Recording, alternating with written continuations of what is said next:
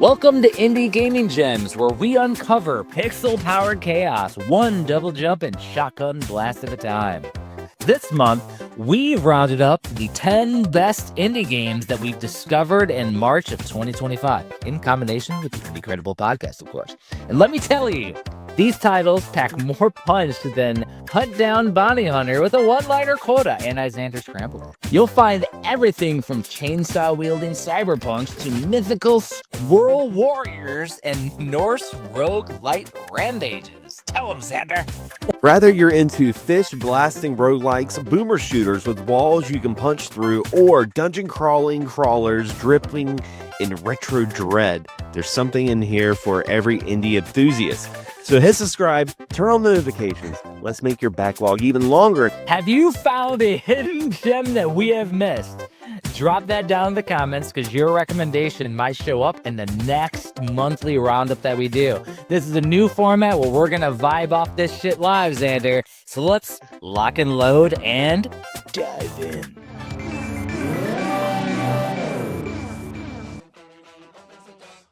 ULTRAKILL is a fast-paced, non-stop, retro-inspired shooter that combines character designs from 90s shooters with modern mechanics. Players carve their way through swarms of foes with a vast array of creative weaponry, powered by a novel health system that incentivizes aggression, regaining life by bathing in the blood of your enemies.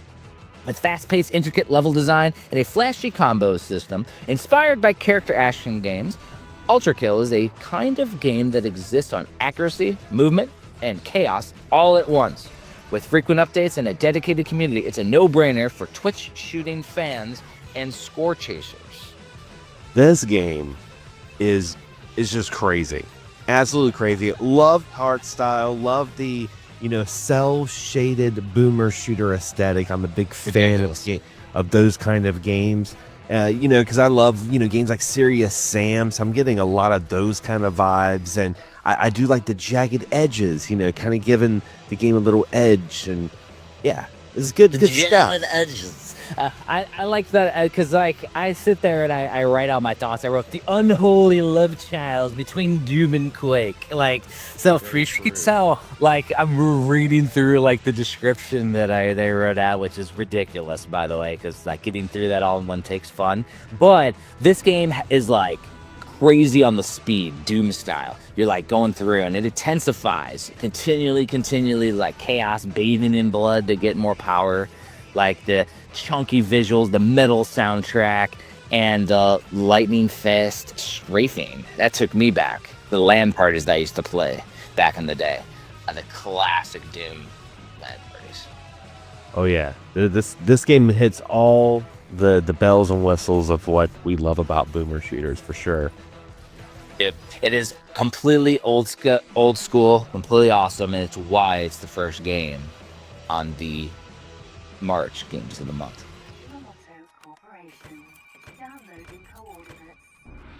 You were personally selected for the job. Huntdown is a brutal side-scrolling run-and-gun action game set in a dystopian future ruled by gangs and chaos.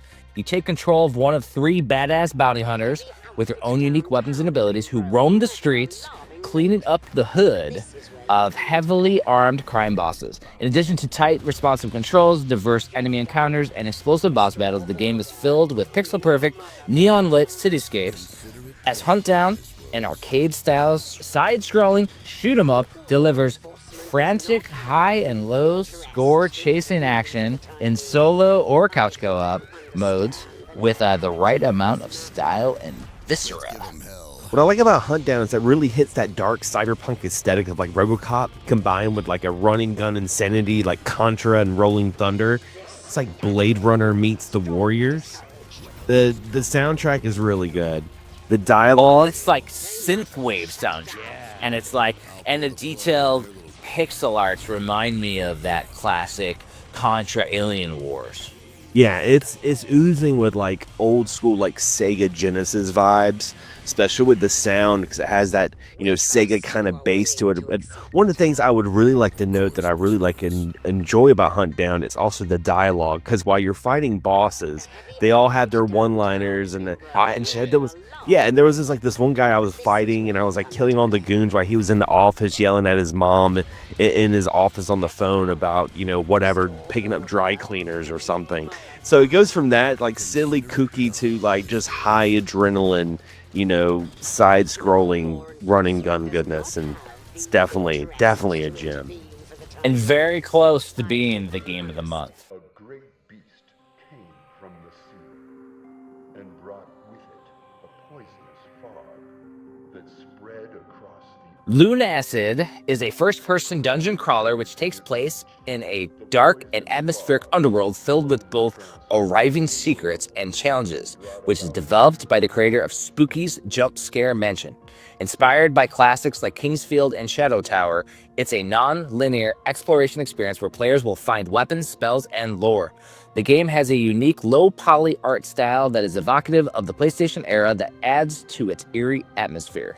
The combat system is purposely methodical, favoring patience over speed, but it can feel clunky to some players. In addition, boss encounters tend to feel prolonged due to their significant health pools. Still, Lunacid has earned massive acclaim for its atmospheric design and satisfying exploration.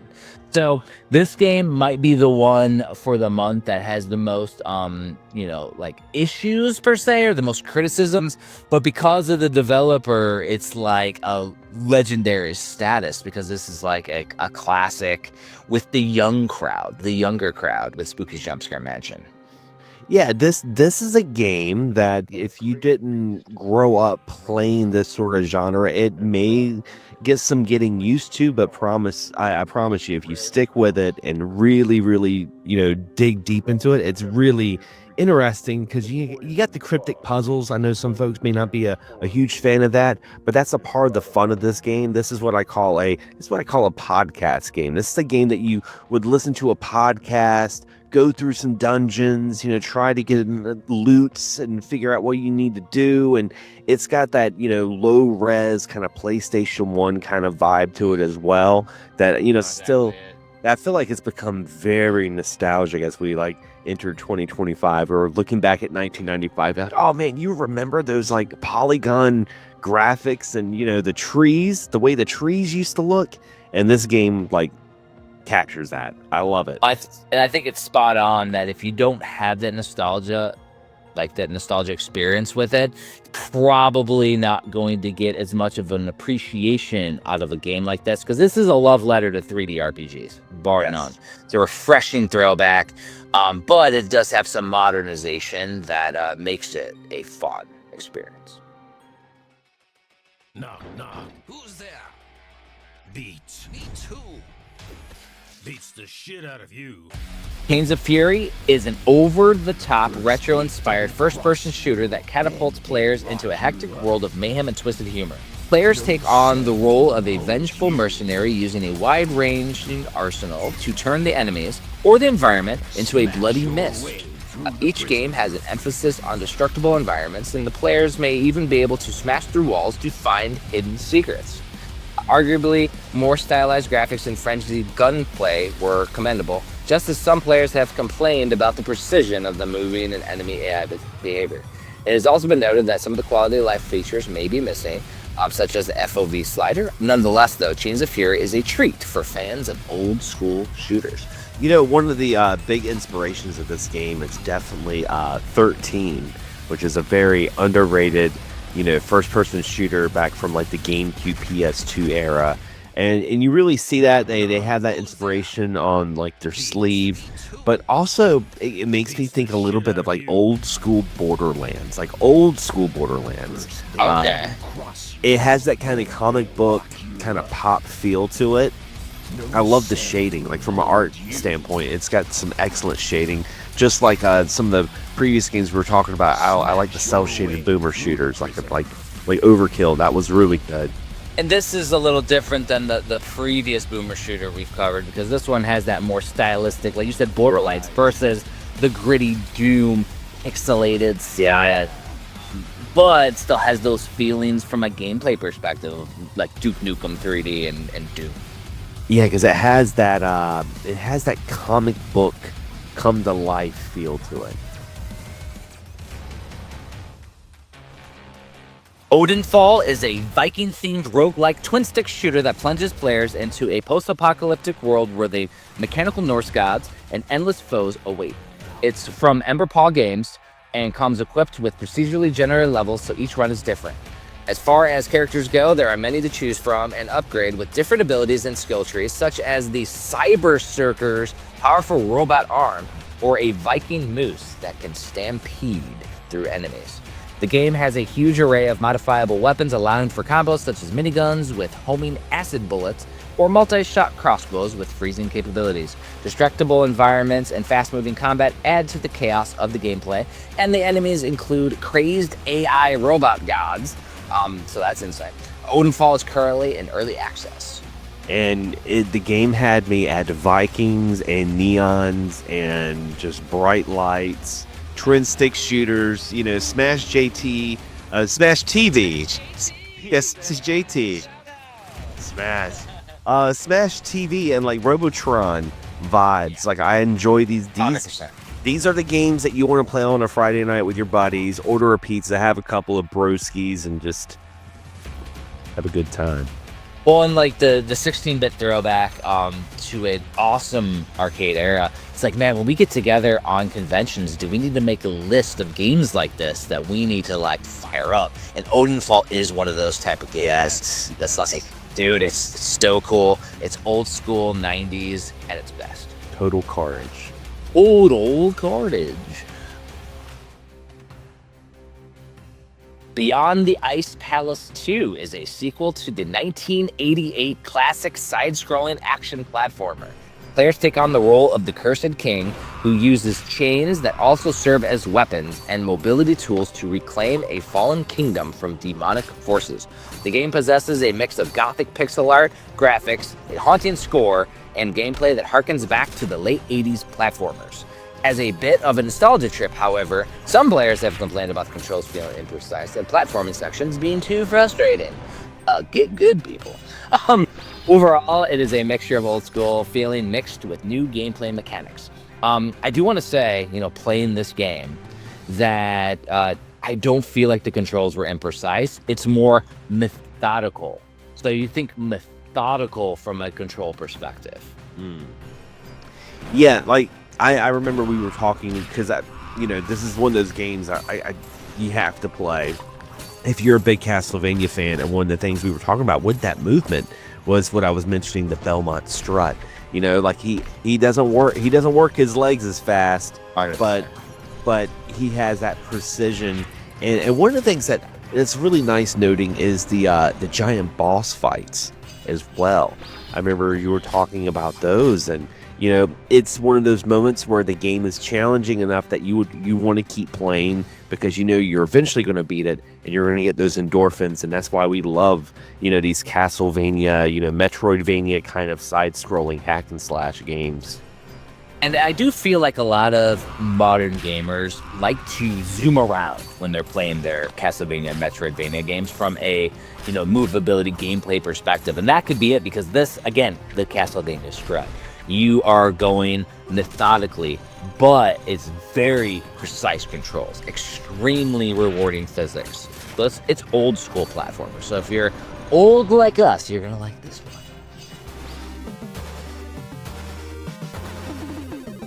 Alruna and the Necro-Industrialists is a small high-density Metroidvania that leans heavily into sequence breaking and non-linear gameplay. Coming from Neckbolt and it launched in September of 2024. This unassuming title offers a square pixel aspect ratio and a single screen level design spread over 200 interconnected rooms that make up a larger puzzle box world.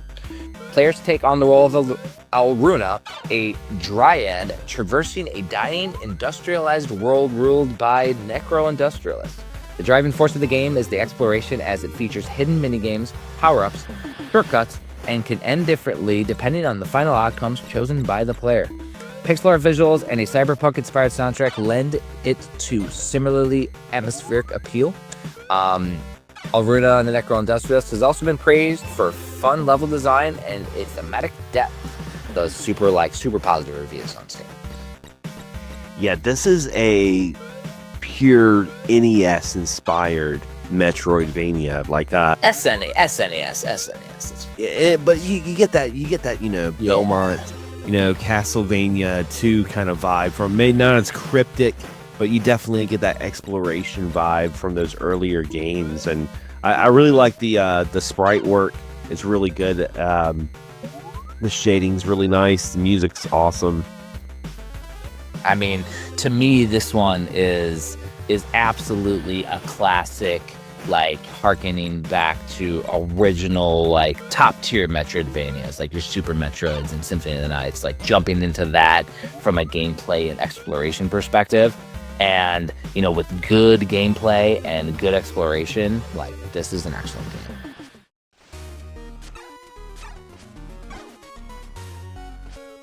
Overbowed is an action-adventure platform inspired by retro games. Oh, very descriptive, Jeff. That challenge players to explore a kingdom engulfed by dark magic. Players roam a sprawling, interlocking kingdom reminiscent of old world cities, choked caves, and submerged palaces armed with a bow that can summon magical arrows. A combat and platforming are fluid and refreshing and are enhanced by collectible items and a unique charm system that enables various attack combinations. The Game Boy-inspired pixel art and atmospheric soundtrack, complete with the nostalgia train. Overbowed is available on Windows and itch, so that you have like a Windows version and then you have a Steam version. This is a total Game Boy inspired game. Made me want to like go in my cabinet and dig out my worm light and get underneath the covers and play it, because it's got that Game Boy aesthetic. It has really, really nice pixels. The little guy you play as is like so small. When you first look at him, he looks very like unintimidating, but as you progress through the game, it does seem like that you get a lot of bang for your buck with your punches, and the exploration looks really, really good. And another game, though, that is being noted, there's a slow pace in here. The gameplay is also tight. It does feel like old school Game Boy style exploration. Like, you got like, it says, I wrote Castlevania, Simon's Quest, but more like Elmont's Revenge or Legends in there when you're playing through the Castlevania games. It just looks excellent. And don't be fooled by the key art. You don't play as a skeleton. You play as plays that little guy, that little dude. Little dude. Rendering Ranger R2 Rewind is an updated version of the 1995 Super Famicom game, which remixes fast-paced, side-scrolling beat-em-up action with a horizontal shoot-em-up section. The player is the Rendering Ranger, a Special Forces soldier assigned to save Earth from a brutal alien invasion over 9 levels. It features accurate emulation for the original game, including the Japanese version, an unreleased PAL North American version known as Targa, which did get a physical, by the way. Also features additional features to suit modern gaming, such as rewinds and saves, have also been introduced, and it's available on like all modern consoles. Yeah, I'm a big Turrican fan. So the moment I saw that gameplay, I at first, not reading the description, I'm like, man, this looks like a spiritual successor to Turrican. And it's like, because it is Turrican. And it's a lot of fun. It has that, the soundtrack has that boomy reverb that we love from the SNES. I mean, that catches you right off the bat when you start listening to it. But I love the Turrican games because, they're a little bit more exploring, as opposed to the high adrenaline rush of, like, say, Contra. Run as fast as you can, keep on shooting. This one, you want to jump around, you want to kind of explore. Maybe there's a power up, behind something. So, and the graphics too. I really love how it has that later SNES kind of graphics to it. But the games that we saw, like Donkey Kong Country and a lot of those, pseudo 3D polygon sort of look. It's got that a lot with the enemies, and I really do enjoy that. And the fact that, it is being developed in tangent with limited run games means we know it will get the physical preservation and treatment later, which is excellent to know. The Sacred Acorn is a 2D action-adventure game that blends adorable hand-drawn graphics with punishing gameplay. Players take the reins as a squirrel. I write crazy stuff sometimes, people. On a mission to save her people from a burgeoning evil, exploring various biomes, fighting powerful foes, and unlocking potent skills. The game features fast-paced combat and exploration, along with a story that balances coziness with the crazy-ass intensity that this game has. Though its artwork and animations are receiving accolades, some fans are criticizing the balancing of the audio as well as the checkpoint placement. All in all, it offers an enjoyable experience for anyone looking for a mix of charm and challenge.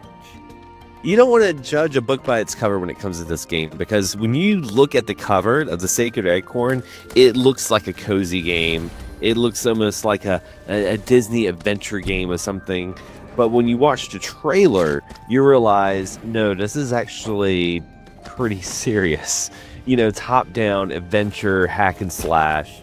Yeah, I feel like it's just one of those where maybe they didn't balance it as much as they could have, but the game is still eerily addictive, and it does have that one more time feel to it.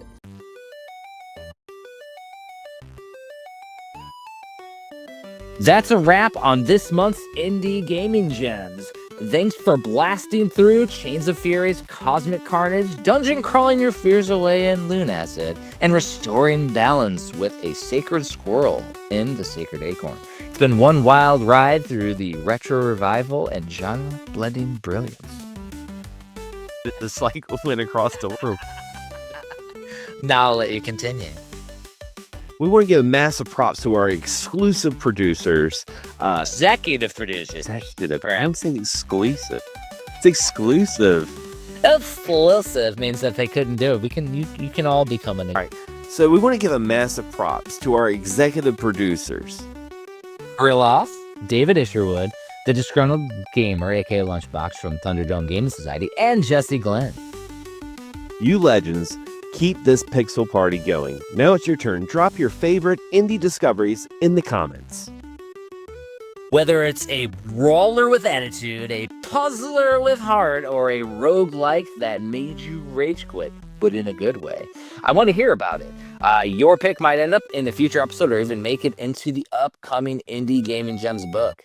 Make sure you hit that subscribe button and ring the notification bell so you never miss out on the next hidden gem. And listen to the Indie Credible podcast, where both of us knuckleheads will talk about likely more of these awesome-ass games that are coming up. Indeed. Until then. Happy gaming. Until then. Oh, hold on. Oh, yeah. Until then, keep smashing through those walls, skating through the Norse mayhem, and embracing the weird and wonderful world of indie games. Happy gaming. You know some of that I'm not cutting out, right?